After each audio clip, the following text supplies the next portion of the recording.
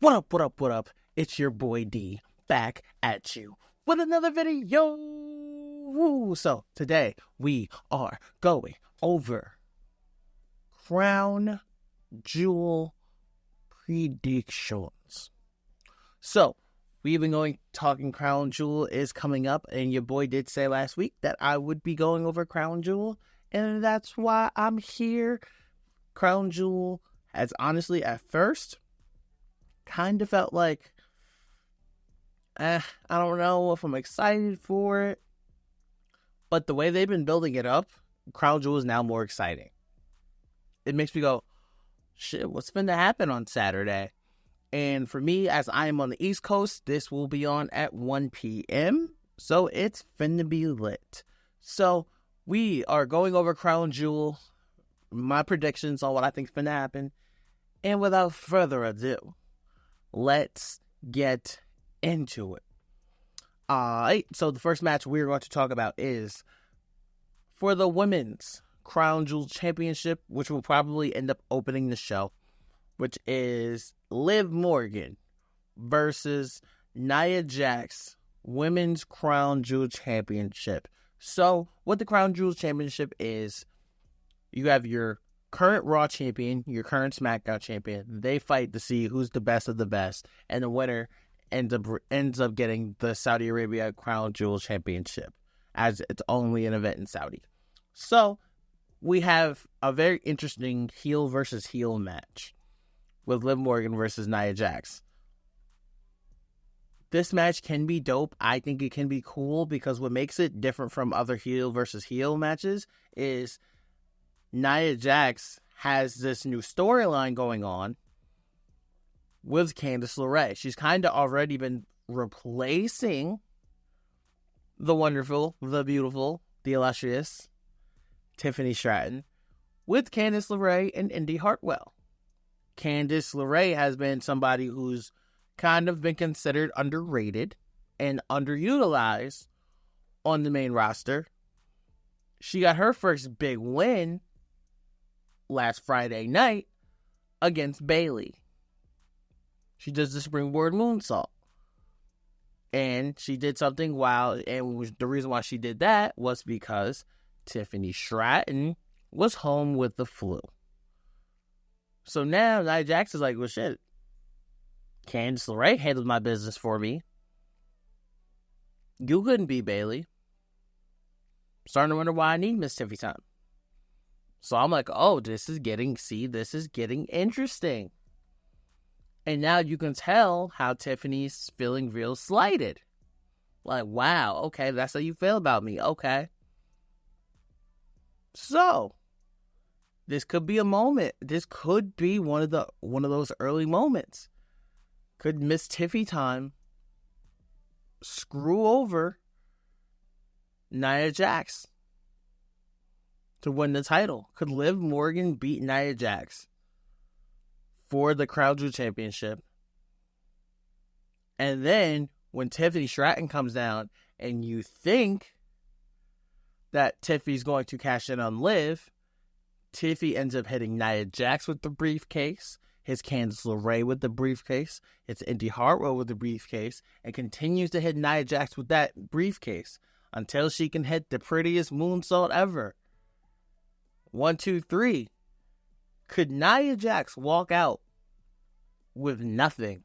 She loses the Crown Jewel Championship, and then she loses the real title that matters, the WWE Women's Championship.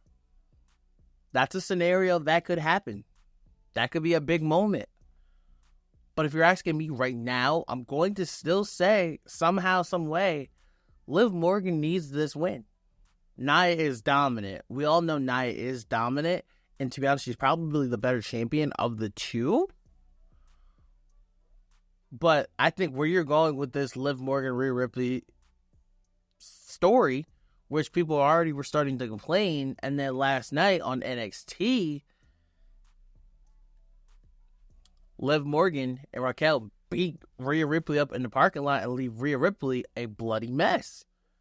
So there's more legs to add on to that storyline. Could Rhea make that trip all the way to Saudi to screw Liv Morgan? It's possible. It's very possible. And I'm very excited to see what they can do with this. But as of right now, I'm going to say Liv Morgan defeats Nia Jax for the Crown Jewel Championship. Alright, the next matchup we are going to talk about is L.A. Knight. Yeah. Versus Carmelo Hayes. Him versus El Idolo Andrade for the United States Championship. Okay, I was one of you guys also. I was very disappointed with how Game 7 of Carmelo versus Andrade ended. It didn't get enough time to cook because LA Knight was a guest referee. Then just said, screw it, I'll do it myself. So we never really got to see the ending that we deserve. I will say, it was actually cheeks. I was like, are you serious? Are you for real right now? Like, no, that's not what we need. That's not what we need. That's not okay. It's kind of criminal if you ask me. But, you know, I'm a big storyline person, so I'm like, all right, let's see where we're going. We need to give LA Knight something to do. So, now we're going to have this triple threat match. I think this triple threat match, with the giving time, is going to cook on all levels. It's going to be a very fire match. Now, the surprise factor of this match would be Carmelo winning the title.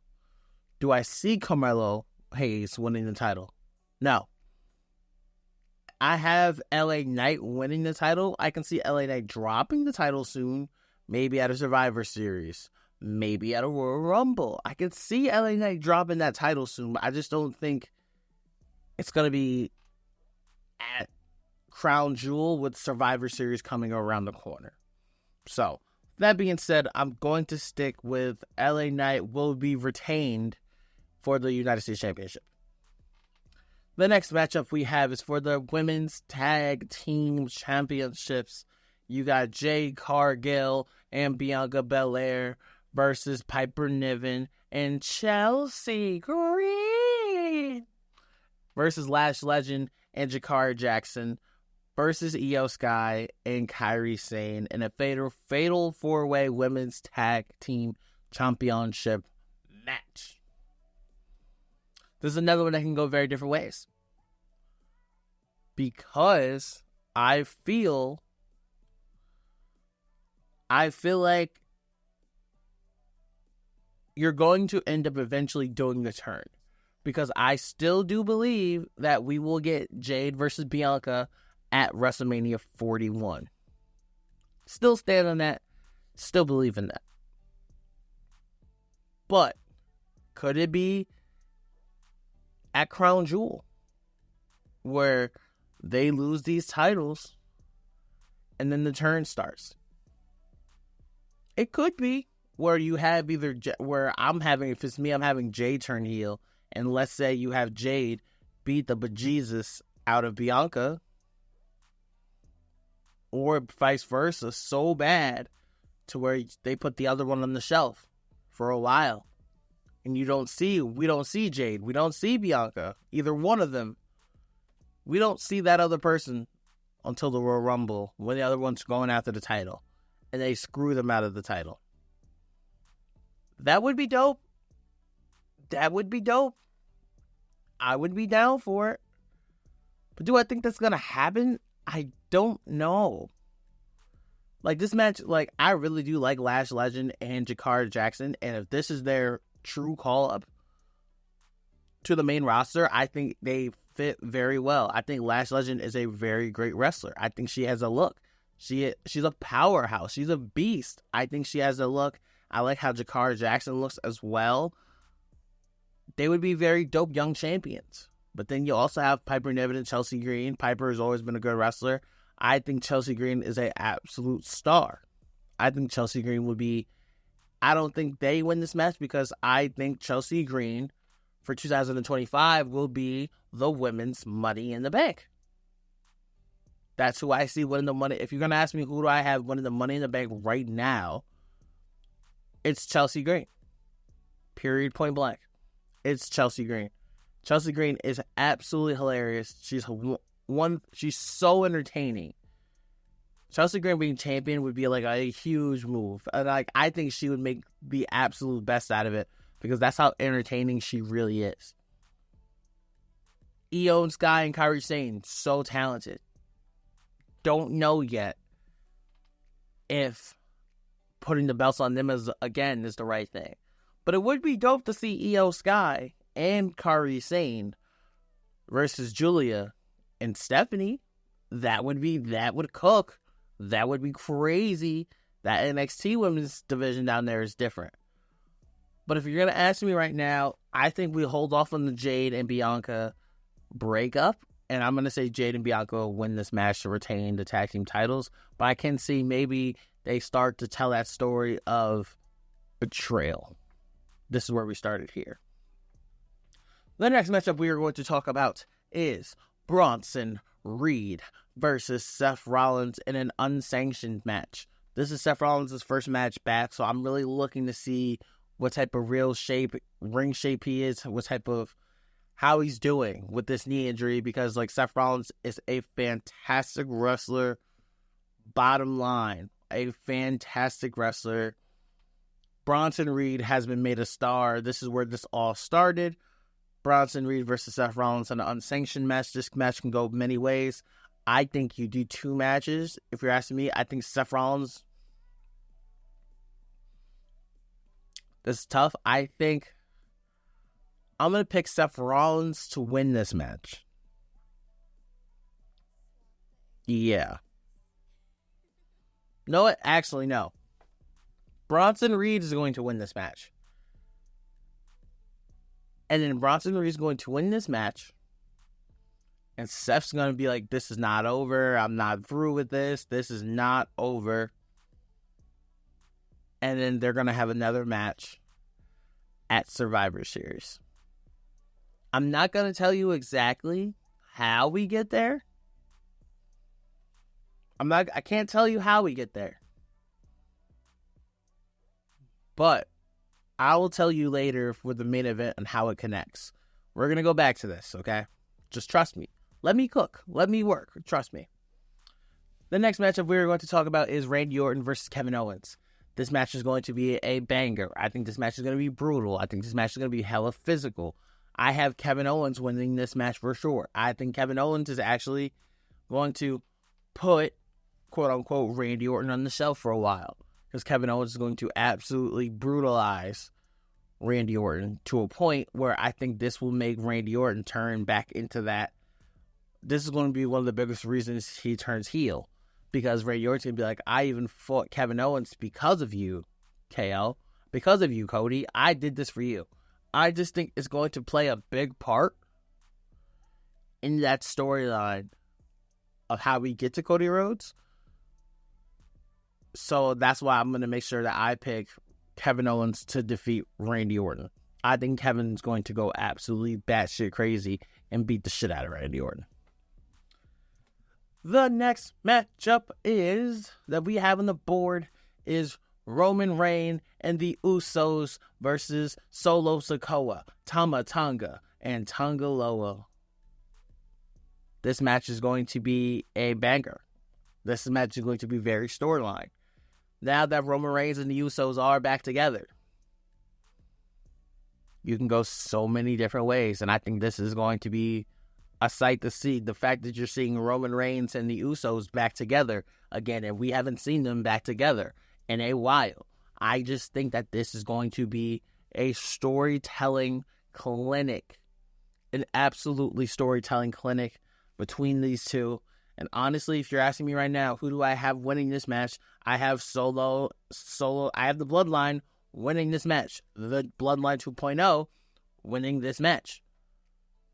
Especially because they lost that bad blood. I feel like they need this. I just truly feel like this is important for the storyline. It's so important. And I do think that they will be debuting a new member on Saturday of the Bloodline, which will make their team of 4 meet 5 to where they'll have their 5th person. And that is how we get to Bloodline War Games. That's all I got to say about that for now. And probably, if you're asking me, the main event of the show, we have the World Heavyweight Champion Gunther versus the WWE Champion, the American Nightmare, Cody Rhodes. This match is the second match for the WWE Men's Crown Jewel Championship. This match is going to slap on all levels. It's going to be a banger. I do think Kevin Owens will come out and screw Cody Rhodes. Gunther will beat Cody Rhodes for the Crown Jewel title. I think Gunther needs this win a lot more than Cody does to add that significance to his reign. Gunther 1000% needs to win this match. There's no other way around it. Because I think where Gunther needs, this is a big win for Gunther, especially after Cody has eliminated him out of the Royal Rumble in the final two already before. I think Gunther, this adds a lot of significance needed to that reign if Gunther is the one who beats Cody Rhodes for the Men's Crown Jewel Championship. And then Cody can go off and tell that story with Kevin Owens and Randy Orton, and you start to go down that storyline. Now, for Gunther, what is next? You may be asking me, what is next for Gunther? You get to Monday Night Raw. Gunther comes out.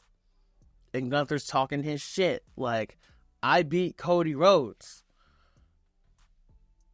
Who is next to challenge me? Who is there left? I have went out and I have beaten everybody. There is nobody better than Gunther. I am the best in the world. And all you hear is that